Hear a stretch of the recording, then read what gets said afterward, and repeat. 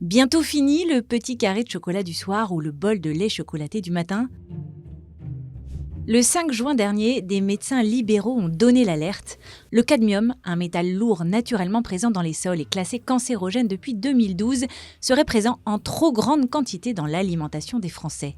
Notamment dans le pain, les pommes de terre, le riz, les légumes, les thés noirs et le chocolat donc. Ainsi, de nombreuses personnes, plus particulièrement les enfants, seraient exposées à une imprégnation en cadmium très élevée. La consommation de tabac entraînerait aussi une augmentation de plus de 50% chez les fumeurs. Les risques, des atteintes rénales et une fragilité osseuse.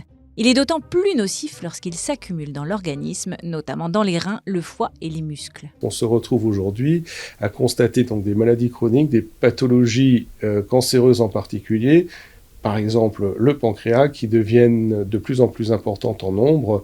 Il y a 20 ans en arrière, c'était un cancer plutôt rare. Aujourd'hui, c'est un cancer qui devient fréquent, qui est en train de se hisser au 3e ou 4e rang donc en France, et c'est un cancer qui reste à mauvais pronostic. Mais d'où provient cette surdose de cadmium dans nos aliments ? Eh bien, principalement des engrais minéraux obtenus par une transformation chimique industrielle et épandus sur nos cultures. Ces produits, bourrés de phosphates, se présentent sous la forme de granules qui sont mis en terre. En France, les phosphates utilisés proviennent majoritairement des mines marocaines, où les teneurs en cadmium sont très supérieures à celles d'autres pays également exportateurs. Mais le cadmium n'est pas présent que dans notre alimentation.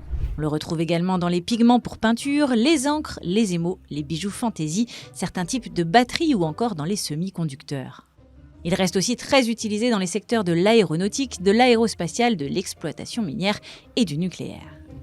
En 2019, l'ANSES avait proposé des valeurs limites d'exposition au cadmium qu'elle avait fixées à 0,35 microgrammes par kilogramme de poids corporel par jour. On l'appelle la valeur toxicologique de référence. Si les produits contenant du cadmium ne dépassent généralement pas cette valeur, une personne qui consommerait plusieurs denrées contenant du cadmium dans la même journée verrait sa dose journalière tolérable exploser.